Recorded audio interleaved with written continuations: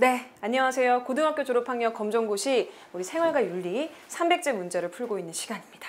그래서 저번 시간에 우리가 1번부터 25번까지 풀어봤죠? 1번부터 25번까지 풀어봤는데 우리가 바로 이어서 할 거예요. 바로 이어서 할 건데 여러분들이 뭐 하는지 모르실까 봐 제가 넘어갈 때마다 화면을 이렇게 띄우도록 하겠습니다. 뭐 하는지 모르실까 봐. 원래 공부를요 오래오래 하다 보면은 내가 지금 뭘 하는지도 몰라요. 근데 여러분들이 잊어버리실까 봐 어쨌든 우리는 300제를 지금 하고 있다. 제가 말씀을 좀 드리도록 하겠습니다. 26번부터 바로 넘어가 보도록 하죠. 다음과 같은 현대사회 문제가 발생하게 되는 원인에 대해서 우리가 고르는 문제예요. 우리가 과거 전통에 대해서도 배우는데 현대사회에서도 우리가 배운다라고 말씀을 드렸었죠. 그렇기 때문에 다음과 같은 현대사회 문제가 발생하게 된 원인에 대해서 우리가 볼 텐데요. 공동체의 참여 정신이라든가 공동체 가치가 소홀히 다뤄지고 있다. 두 번째, 많은 사람들이 눈앞에서 벌어지는 폭행 사건을 방관하고 있다. 이거는 사실 굉장히 왕왕 일어나고 있는 부분들이죠. 우리가 가끔씩 이렇게 SNS라든가 인터넷상에 앞에서 폭행이 일어나고 있거나 혹은 뭐 이제 좀 젊은 분들이 뭐 노인을 폭행한다거나 뭐 이런 사건들이 있는데 물론 우리나라 사람들의 대부분의 분들은 이런 것들을 그냥 지나치지 절대 않겠죠. 그런데 그냥 상황에 따라서 한두 번씩 굉장히 독특한 경우니까 뭐 뉴스에도 나오고 신문에도 나오고 뭐 이렇게 영상이 돌아다니기도 하는 거겠죠. 그래서 그런 부분들이 벌어지는 뭐 여러 가지 사건들 우리가 그냥 방관하는 것들이 왜 일어나고 있냐 그 부분에 관해서 우리가 배울 텐데 1번 개인주의, 2번 전체주의, 3번 이타주의, 4번 국가주의. 그렇죠. 전체주의, 이타주의, 국가주의 같은 경우는 이 위에랑 관련이 없죠. 그런데 아무래도 우리는 개인적인 생활이라든가 개인 중심의 여러 가지 것들이 좀 중요하게 되기 시작하면서 공동체보다는 좀 개인적인 부분들에 훨씬 더 치중하게 되는 이런 현대사회의 특징을 좀 보이고 있는데 그 부분에 관련해서 우린 본다면 개인주의가 굳이 해당한다고 보실 수 있겠고요. 그래서 참여를 할 수도 있고 당연히 우리는 참여사회이기 때문에 열심히 하려고 하지만 정말 강에 콩나듯 정말 어쩌다 한 번 정도 이런 개인주의들 때문에 우리가 이런 공동체 정신이라든가 이런 부분들이 좀 무너질 수 있다. 그래서 26번의 정답은 1번임을 우리가 확인하실 수가 있겠습니다. 27번. 다음 내용이 설명하는 것을 골라볼 거예요. 다음 내용이 설명하는 거. 그쵸? 다음 내용이 초국적 기업의 출현과 확대, 그 다음에 다양하고 이질적인 문화의 공존, 그 다음에 국내 정치와 국제 정치의 구분이 무의미한 부분들. 그래서 이 내용들이 설명하는 것들이 무엇인지 우리가 고르게 될 텐데 1번 세계화, 2번 도시화, 3번 지방화, 그 다음에 4번 분권화. 그래서 우리 너무나도 쉽게 이것이 세계화에 대한 정답임을 확인하실 수가 있겠습니다. 그래서 27번의 정답은 1번임을 우리가 확인하실 수가 있겠고요. 28번. 또 현대사회 도덕 문제에 관련해서 우리가 문제를 볼 건데 현대사회 도덕 문제 중에 다음 내용에 해당하는 것을 고를 겁니다. 쾌락은 유일한 선이고 고통은 유일한 악이다. 그래서 요런 부호. 그다음에 일이나 직업은 단지 쾌락을 충족시키기 위한 돈벌이 수단에 불과하다. 요렇게 보는 도덕 문제.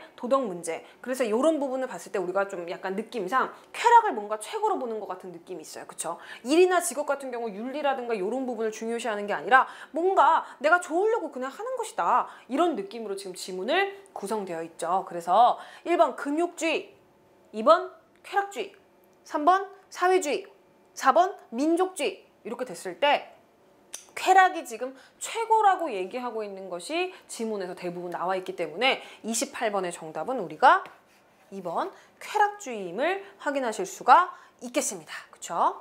그래서 이제 29번 문제를 바로 이어서 볼 텐데 앞쪽에서 우리가 현대사회 관련해서 계속 다뤘었고 역시나 또 우리 현대사회에 관련된 문제예요. 현대사회에서 정신적인 가치보다 물질적인 가치를 우선시하게 된 현상과 거리가 먼 것을 고를 겁니다. 우리가 정신적인 가치보다 조금 물질적인 가치를 우선시하게 되는 여러 가지 것들이 있는데 그것 때는 현상과 거리가 먼 것을 고를 거예요. 1번 민족주의. 민족주의는 정신적 가치죠. 그렇죠? 그렇기 때문에 민족주의 같은 경우는 현대사회에서 물질적인 가치가 아니고 정신적인 가치이기 때문에 여기서 나오는 부분과 거리가 먼 것이 바로 첫 번째 민족주의임을 확인하실 수가 있고 2번 감각주의라든가 3번 물신주의라든가 4번 황금만능주의 같은 경우는 현대사회에서 정신적인 가치보다 물질적인 가치를 우선시하는 현상하고 맞다는 겁니다. 그래서 나머지 것들은 맞는데 우리 1번 민족주의 같은 경우는 바뀐 거죠. 그쵸? 물질적인 가치보다 정신적인 가치를 우선시하는 것이 민족주의인 거죠. 그래서 우리는 29번의 정답을 1번임을 확인하실 수가 있겠습니다.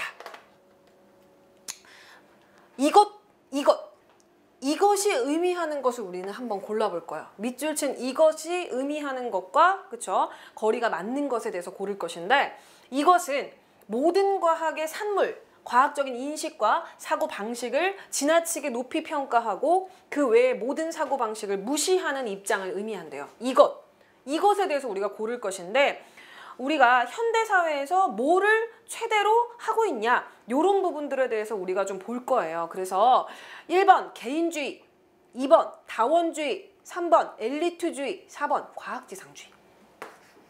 과학이 최고다. 다른 거 다 필요 없다. 우리 과학만이 최고이고 과학만이 정말 우리가 가지고 갈 수 있는 최고, 정말 높이 평가해야 되고 뭐 다른 것들은 다 필요 없고 과학적으로 입증만 되면 된다. 이렇게 말하고 있는 것이 바로 밑줄 친 이것이 가리키는 거죠. 그래서 우리는 정답이 30번에 4번임을 확인하실 수가 있겠습니다. 31번 니부어. 우리가 첫 번째 시간에도 앞쪽에서 몇 번 문제도 잘 기억은 안 나는데 니부어에 대한 것을 우리가 다뤘었죠. 그래서 니부어의 입장에서 다음 문제에 대한 해결 방안으로 적절한 것을 골라볼 겁니다. 사이버 공간의 익명성을 이용해서 근거 없이 타인을 비방하거나 허위 정보를 유포하는 등 무책임한 언행을 저지르는 경우가 많다. 요것은 익명성 때문에 근거 없이 뭔가 타인을 비방하고 허위 정보 유포하고 요랬을 때 니부어의 여러 가지 이론적인 부분에 이제 대비를 해서 우리가 조언을 하게 되면 되겠는데 31번 같은 경우 1번 앞성 댓글의 자율적인 규제를 유도한다. 두 번째 자기 행동에 대한 책임의식을 강조한다. 3번 정보통신 윤리를 스스로 지키도록 노력한다. 4번 가상공간의 인권 관련 법규와 제도를 보완한다. 보세요.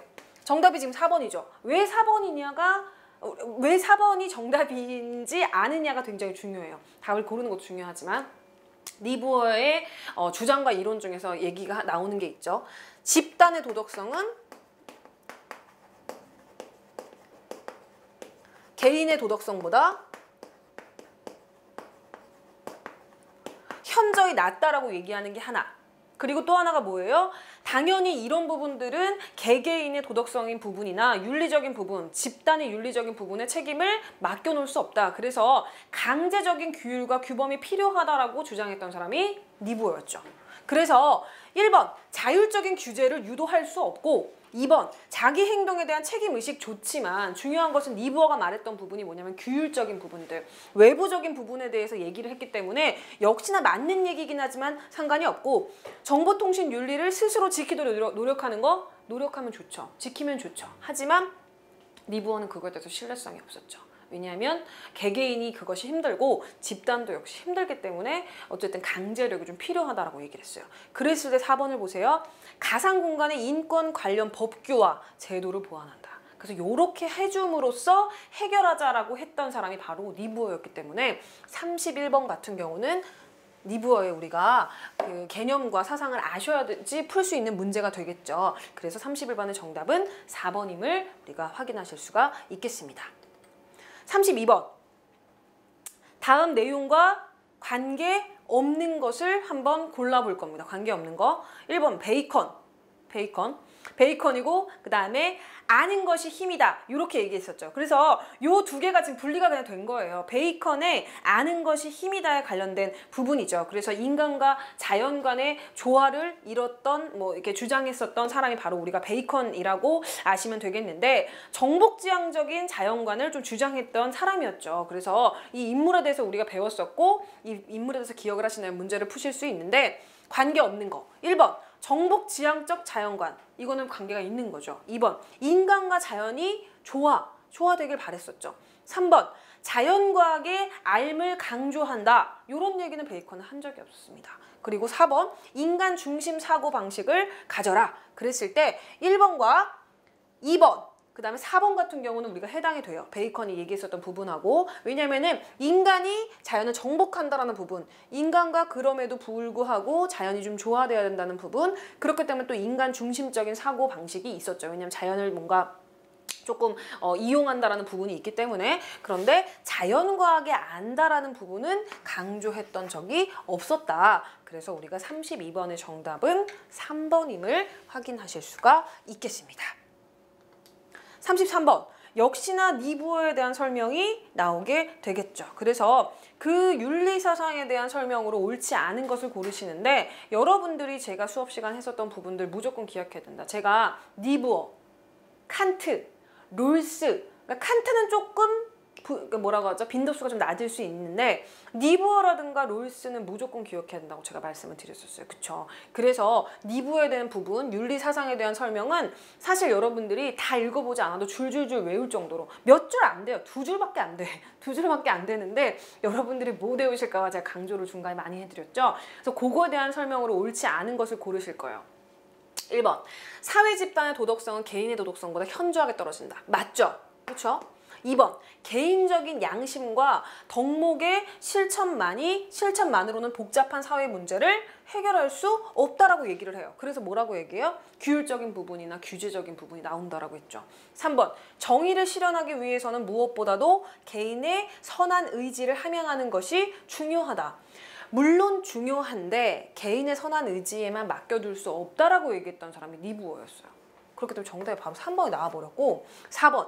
개인적으로 도덕적인 사람도 소속된 집단의 이익을 위해서는 이기적으로 행동하기가 쉽다라고 제가 말씀드렸었잖아요. 그래서 1번, 2번, 4번 같은 경우는 정말 전형적으로 니부어에 대한 설명인데, 3번 같은 경우 너무 좋은 얘기처럼 보여서 우리가 만약에 수업을 안 들었다면 굉장히 어렵게 느껴지겠죠. 문제 자체가 헷갈리기도 하고. 그런데 니부어의 그 핵심 내용, 집단의 도덕성, 개인의 도덕성보다 현저하게 떨어지고, 개개인의 이익 때문에 뭔가 사회에 대한 그런 부분을 지키지 않을 수 있기 때문에 사회적인 규율이라든가 규제가 필요하다. 요렇게까지만 딱 아신다면 33번 문제 3번이 맞음을 바로 확인하실 수가 있겠죠. 그래서 33번의 문제는 정답이 3번이었습니다. 333, 그쵸? 333이었고요. 34번 문제 보시죠. 정의로운 사회 실현을 위해서 롤스. 우리가 니부어만큼이나 많이 나온 사람이 우리가 롤스라고 얘기를 했기 때문에 롤스의 정의론에 대해서는 계속 얘기를 해야 돼요. 그쵸? 평등한 자유의 원칙. 제1원칙이 뭐예요? 평등한 자유의 원칙입니다. 그쵸? 기억하시죠? 근데 1원칙은 잘 안 나온다라고 얘기를 했어요. 제2원칙이 잘 나와요. 차등의 법칙. 그쵸?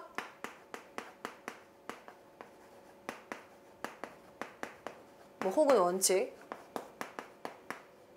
그래서 1원칙하고 2원칙 중에서 우리는 보통 차등의 원칙에 대해서 질문을 굉장히 많이 하는 편인데, 최소한의 정부 추구라든가 뭐 이런 부분들은 이제 사실 롤스랑 관련이 없는 부분이 있겠어요. 그래서 34번 문제를 보시면 최소한의 정부를 지향한다 이런 거는 롤스랑은 전혀 상관이 없습니다. 최소한의 정부가 아니라 최대한의 정부를 지향한다. 이렇게 나오면 맞겠죠. 왜냐? 최소 수혜자에게 최대의 이익이 돌아가게 하자고 하는 것이 제2원칙 차등의 원칙입니다. 그래서 수혜자가 뭔가 최소 수혜자가 약자로 분리가 되니까 그 사람들에게 뭔가 이렇게 차등을 두거나 차등을 주는 평등을 주지 않으면 그 사람들은 먹을 수도 없고 가질 수도 없다라는 내용이 그 밑에 기반에서 베이스로 깔려 있는 거잖아요. 그래서 최소한의 정부를 지향하게 되면은 롤스의 개념과는 완전히 맞지가 않죠. 그래서 34번의 정답 1번이고, 2번 사회적인 약자를 우선적으로 배려해야 되고, 그렇죠? 평등한 기본적인 자유를 최대한 보장한다. 요것은 제1원칙이죠. 이것이 바로 평등한 기본적인 자유를 최대한 보장한다. 평등한 자유의 원칙, 제1원칙. 그렇죠? 그러니까 우리가 1원칙이 잘 안 나와도 알고는 있어야 된다. 그렇죠? 그리고 여러분들이 모르실까 봐 제가 자꾸 정리를 또 해드리고, 4번 사회적인 지위가 공정하게 개방되어야 되죠. 그렇기 때문에 34번 정의로운 사회 실현을 위해서 롤스가 제시한 원칙 2와 4 같은 경우는 제2원칙에 해당되고, 3 같은 경우는 제1원칙에 해당되고, 1번 같은 경우는 롤스와는 관련이 없기 때문에 34번의 정답은 1번임을 우리가 확인하실 수 있겠습니다. 그래서 여러분들 꼭 기억을 해놓으셨으면 좋겠습니다. 35번. 다음 사상가에 대한 관점, 다음 사상가의 죽음에 대한 관점으로 옳은 것을 고를 거예요. 두 장으로 이루어져 있죠. 여러분들 지문이 길기 때문에 우리는 살아있거나 혹은 죽거나 둘 중에 하나죠. 그렇죠? 살아있는 동안에는 아직 죽음을 경험하지 못하고 죽어있는 상태에서는 죽음을 의식하지 못한다라고 얘기했습니다. 요거 같은 경우는 이제 에피쿠로스에 대한 부분이죠. 그래서 에피쿠로스는 이제 이걸로 인해서 죽음을 뭐 두려워할 필요가 없다. 이렇게 보셨다라고 보시면 되고 그렇기 때문에 답을 골라보죠. 1번. 내세의 행복을 위해서 현세에서 도덕적인 삶을 살아야 한다라고 본다. 그쵸? 2번. 죽음이 대표적인 고통이자 또 다른 세계로의 윤회를 의미한다라고 본다. 3번. 죽음이 우리가 경험할 수 없는 것이기 때문에 두려워할 필요가 없다라고 보는 것이죠. 우리가 경험해 본 적도 없어요. 그리고 경험을 하면은 다시 살아나지도 못해요. 뭐 윤회나 이런 건 믿지도 않아요. 그렇죠? 그렇기 때문에 정답이 3번임을 확인할 수가 있고 4번. 죽음이 영원한 인격신과 하나가 돼서 새로운 쾌락과 행복을 얻는 과정이라고 본다. 이런 의미로 말한 적이 없습니다. 그렇기 때문에 네피크로스 같은 경우는 의식 자체가 없어서 쾌락을 느낄 수가 없다고 얘기했던 사람이에요. 죽음에 관련돼서. 그래서 우리가 경험할 수 없는 것이어서 두려워할 가치도 그럴 필요도 없다라고 본 것이 바로 에피쿠로스의 죽음관입니다. 그래서 정답은 우리가 3번임을 확인하실 수가 있겠습니다. 36번. 다음 설명에 해당하는 것을 우리가 한번 골라볼 겁니다. 민족에 대한 소속감과 긍지. 두 번째, 민족의 독창적인 정신문화에 대한 사랑. 해당하는 거. 1번, 민족 정체성. 2번, 문화적인 보편성. 3번, 세계 시민주의. 4번, 문화사대주의. 1번이죠. 그쵸? 만약에 우리가 민족에 대해서 문제가 나온다라고 하면은 문제가 2개 정도 나올 수 있겠어요. 하나는 민족 정체성에 대해서. 그리고 또 하나는 뭐예요? 제가 많이 강조해 드렸었던 열린민족주의와 닫힌민족주의에 대한 문제가 나올 수 있겠습니다. 그래서 답은 보통 열린민족주의를 고르는 것이 될 텐데 확신할 수 없는 것은 만약에 그것이 그렇지 않은 것은 못한 것은 이렇게 나오게 되면 또 답이 바뀔 수가 있어요. 그런데 우리가 열린민족주의는 뭐예요? 민족주의긴 민족주의인데 개방된 마인드를 가지고 다른 것들도 좀 받아들이고 이런 부분들을 말씀드린다라고 했어요. 그래서 어쨌든 민족에 관련돼서 만약에 문제가 나온다면 민족 정체성에 대한 문제야 열린민족주의, 닫힌민족주의 이런 부분 다룬다라고 말씀드렸으니까 기억을 하시길 바라겠습니다. 37번. 다음 내용에 밑줄 친 부분에 해당하는 것을 우리가 해당하는 개념으로 가장 적절한 것을 골라보겠습니다. 네, 그것이죠. 그것. 그쵸? 통일 한국을 달성하려고 하는 이유 중에 하나는 그것이 바로 민족 구성원들의 삶의 질을 풍요롭게 만들 수 있는 길이라고 여겨지기 때문이다. 그래서 이거 보시면 아시겠지만 우리나라 사람들은 이런 국가가 되기 위해서 굉장히 노력을 하고 만약에 우리나라가 막 싫다! 나가고 싶다! 뭐 이렇게 말씀하시는 분들 있잖아요. 왜 그러고 나서 이제 가고 싶은 나라가 보통 어떤 나라예요? 이런 국가죠. 1번 자주국가, 2번 민주, 3번 복지, 4번 평화. 다 좋은 얘기예요. 그런데 우리는 복지에 관련된 거죠. 통일 한국을 달성하려고 하는 이유 중에 하나는 그것이 바로 민족 구성원들의 삶의 질에 관련된 부분들을 고르라고 한다면 복지. 그렇기 때문에 그 부분에 해당하는 개념으로 가장 적절한 것은 그것에 줄을 치건 삶의 질에 대해서 줄을 치건 정답은 3번 복지가 되겠습니다. 그쵸? 근데 복지국가 아시죠? 복지국가 네덜란드 같은 나라들 보면 막 세금 장난하게 떼잖아요. 그래서 옛날에 히딩크가 국적 바꾸려고 막 그랬었잖아요. 그 세금 때문에 어마어마하죠. 거의 뭐 반 정도 떼던데 장난 아니던데요. 그쵸? 그래서 여러분들 그 정도 세금 떼실 수 있으면 가셔도 됩니다. 네, 그래서 어쨌든 복지에 대해서 정답을 골랐고요. 38번.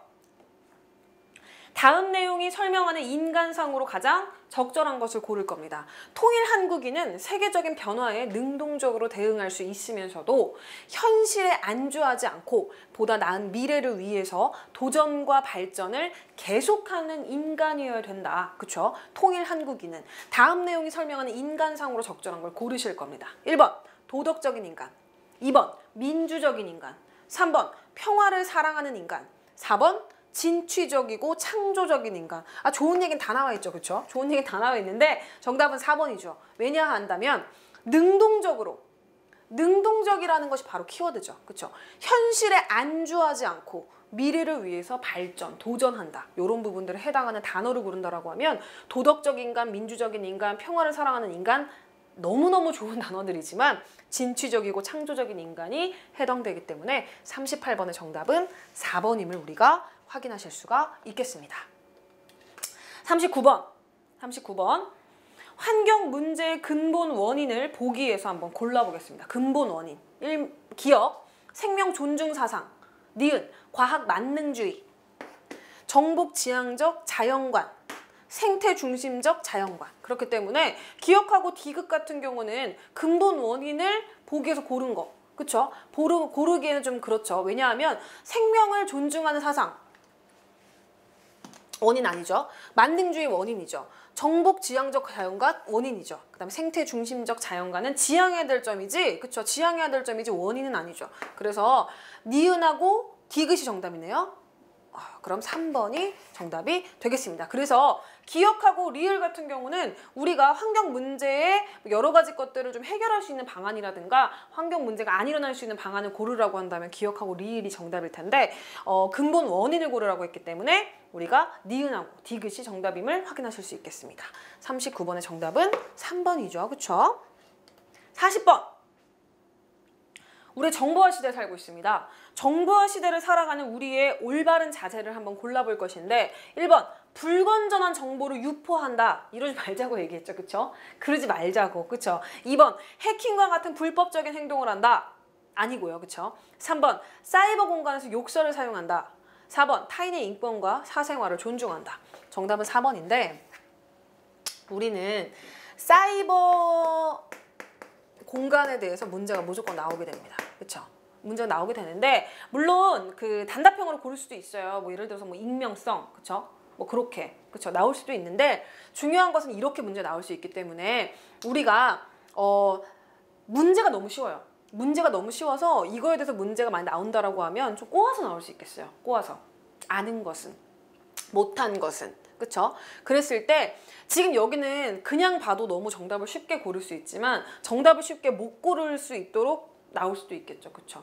지적 재산권, 같이 친구들하고 좋은 부분에 대해서 합심해서 뭔가 하기 위해서 정보를 공유하고 그 정보에 대해서도 무료로 배포해준다. 이런 부분들, 그런 부분이 되게 되면은 사이버 공간에서 윤리적 문제에 걸리게 된다는 거죠. 그래서 여러분들이 참 착하게 나온 것들을 답으로 고르면 보통은 정답이긴 한데 그런 식으로 문제가 꼬아서 나올 수도 있기 때문에 꼭 기억을 하셨으면 좋겠습니다. 그쵸? 그래서 사이버 공간의 특성 여러분 잘 알고 계실 건데 단답형으로 나올 일은 거의 없기 때문에 좀 꼬아서 나오는 거 여러분 감안하시길 바라겠습니다. 41번. 정보화 사회의 긍정적인 측면으로 가장 거리가 먼 거. 긍정적인 측면으로 거리가 먼 거. 1번. 수평적인 인간관계가 증대된다. 수평적인 인간관계 증대되겠죠? 2번. 인간 소외 문제를 완전히 해결할 수 있다. 3번. 다수 대 다수의 커뮤니케이션이 가능하다. 4번. 새롭고 다양한 인간관계를 형성할 수 있다. 보세요. 인간 소외 문제를 완전히 해결할 수 있다. 인간 소외 문제는요. 지금 거의 90년대 초반부터 대두됐었던 문제들 중에 하나인데 어떻게 보면 정보화가 되면서 인간 소외 문제가 더 좀 심각해졌어요. 그래서 왜 여러 가지 것들로 문제가 나올 수 있는데 인터넷상에서는 내가 굉장히 핫한 사람이에요. 그런데 실질적으로 오프라인에서는 이렇게 우리가 직접 대고 만날 때는 별게 아닌 사람일 수 있는 거예요. 근데 그거에 대해서 갭이 커져가지고 더 우울하게 돼서 뭔가 이렇게 집에만 이렇게 박혀서 뭔가 이렇게 인터넷상의 사람들과 이렇게 공유하는 사람들도 있고 제가 얼마 전에 TV를 봤는데 그게 고발 프로그램인데 왜 고발 프로그램이라기보다는 그 예능 프로그램에서 나 저 사람 때문에 고민이 있어요 이렇게 나오는 거 있잖아요. 엄마가 나왔어요. 엄마가 나와가지고 자기 딸 때문에 고민이래. 왜 고민이냐면 자기 딸이 성형을 너무 많이 해서 고민이래요. 그런데 계속 얘기를 듣다 보니까 나중에 얘기를 듣다 보니까 그 딸이 그렇게 집착을 하게 될 수밖에 없었던 게 이제 과거에 여러 가지 엄마 아빠의 이혼이라든가 이런 부분들 때문에 생겼고 그 딸이 이제 성형도 성형인데 진짜 문제는 뭐냐면 외부 활동을 안 해요. 그러니까 저 같으면 성형하고 이러면 예쁘면 밖에 나와서 좀 이렇게 얼굴도 좀 비춰주고 이럴 텐데 그게 아니고 그분 같은 경우는 상처가 너무 커서 성형을 하고 인터넷상에서 사진 같은 거 찍거나 자기 몸 옷 입고 이러는 거 찍어가지고 인기 많고 이런데 실질적인 생활에서는 다른 사람 앞에 나서는 게 너무 두려운 거야. 그러니까 병인 거죠, 어떻게 보면. 좀 너무 슬픈 거지. 근데 스스로도 이제 알고 있더라고, 대화를 막 하면서요. 그래서 그분 같은 경우는 정말 막 패셔니스타고 뭐 셀럽처럼 이렇게 막 이렇게 아는 사람도 많고 인기도 많을 것 같지만 실질적으로 이런 사회에선 전혀 이렇게 나오지 않고 인터넷상의 안에서만, 그쵸? SNS 안에서만 굉장히 스타였던 사람. 그래서 더 그 갭이 커지면 커질수록 더 못 나오는 거죠. 그러다 보니까 친구도 없고 인간 소외도 되고 이런 부분들이 계속 여러 가지 다각도로 막 생긴다라는 거죠. 한 개로만 생기는 게 아니라 다각도로 생기게 되고, 어쨌든 간에 긍정적인 부분이라고 보면 우리가 다 공평한 입장이고, 또 저희 아빠 얘기도 제가 옛날에 한번 했었는데, 저희 아버지가 70대인데 그 스트레스 푸는 방법이 뭐냐면요, 게임을 하세요. 게임을 하는데, 여러분들 게임 좋아하시는 분들 아시겠지만 게임을 막 해요. 채팅 막 하잖아요. 그쵸? 님 뭐 어떻게 됐어? 아, 약간 이런다는 사람 안 하나? 어쨌든 막 이렇게 야자트면서 얘기하잖아요. 보통 얘기를 막 하는데, 저희 아버지는 70대신데 그 인터넷상에서는 정말 불특정 다수가 있죠. 정말 10대일 수도 있고 20대일 수도 있고 30대일 수도 있는데 서로 그냥 나이랑 관련 없이 친구가 되는 거야. 이 게임이라는 이런 뭐라고 하죠? 그런 굴레라고 하면 좀 그런데 서로 이렇게 통하는 그런 거 안에서. 그래서 그 안에서 들어가서 있으면 너무너무 행복하다고 하시더라고요. 그래서 그런 부분들을 봤을 땐 좀 수평적인 인간관계가 될 수도 있고, 또 다수 대 다수 커뮤니케이션 하면서 기쁘고 행복하기도 하고, 또 새롭고 다양한 인간관계를 형성함으로써 뭔가 삶의 활력소도 될 수 있고, 그런데 이제 긍정적인 측면도 있지만 이런 인간소외 문제, 부정적인 측면도 있다. 그래서 41번의 정답은 2번임을 확인하실 수가 있겠습니다. 42번.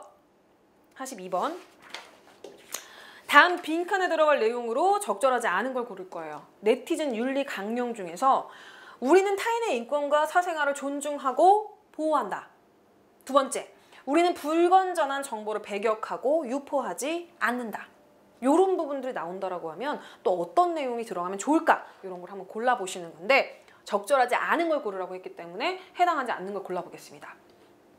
우리는 비속어를 자제하고 바른 언어를 사용한다. 좋죠? 두 번째, 우리는 유용한 정보라면 타인의 지적재산권을 무시한다. 3번, 우리는 바이러스 유포나 해킹 등 불법적인 행동을 하지 않는다.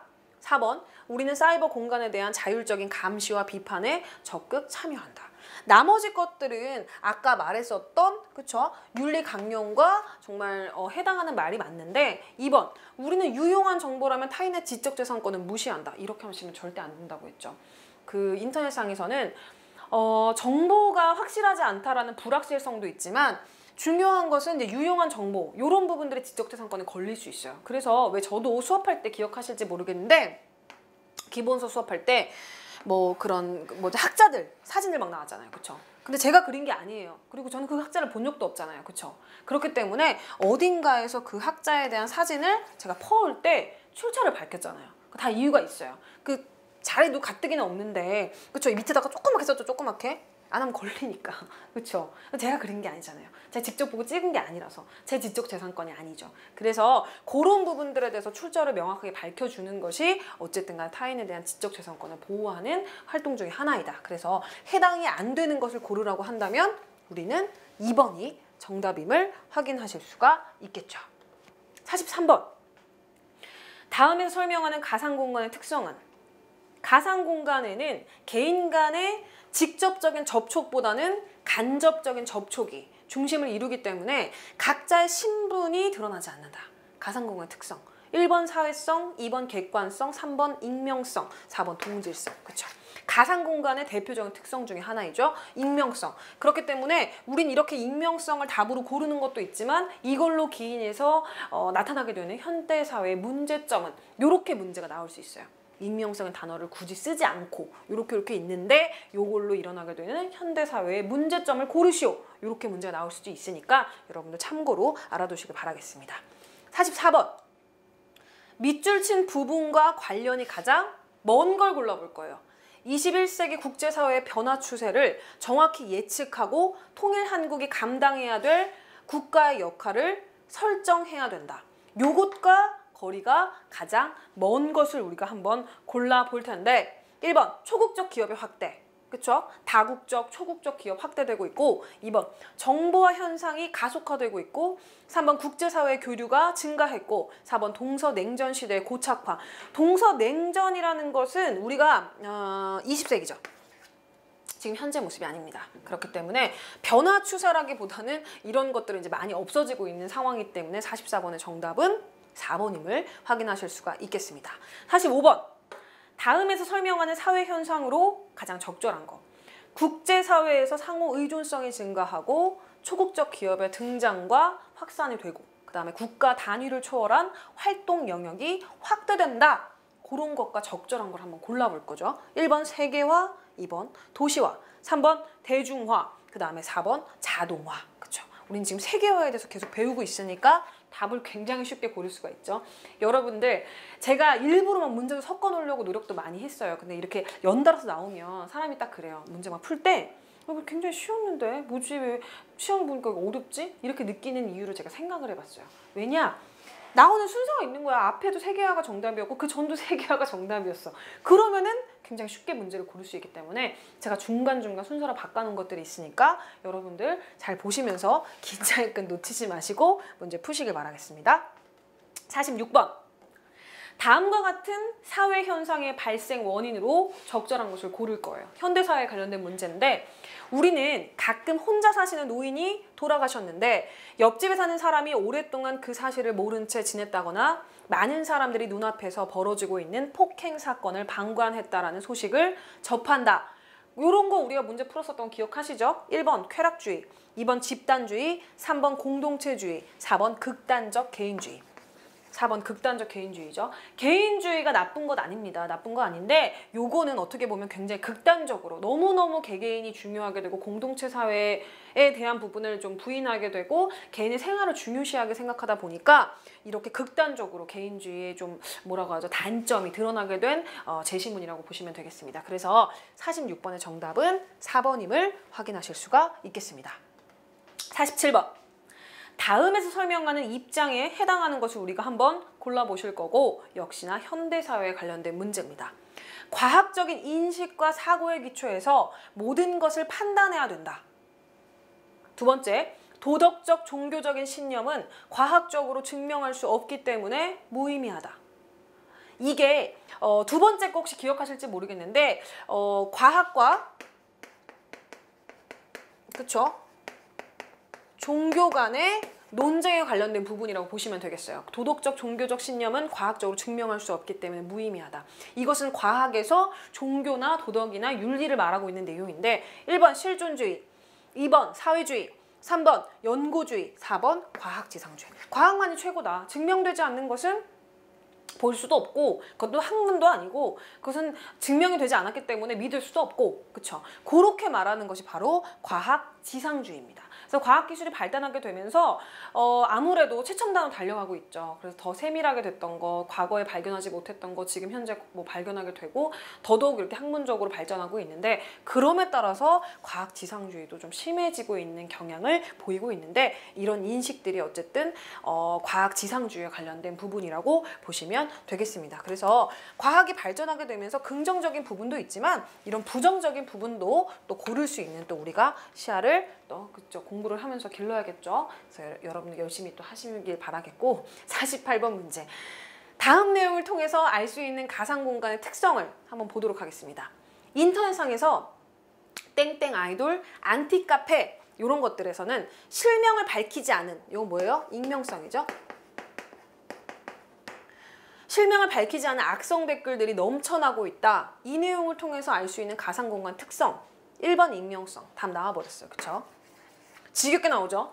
이 얘기는 무슨 얘기예요? 시험에 나온다는 얘기예요. 그쵸?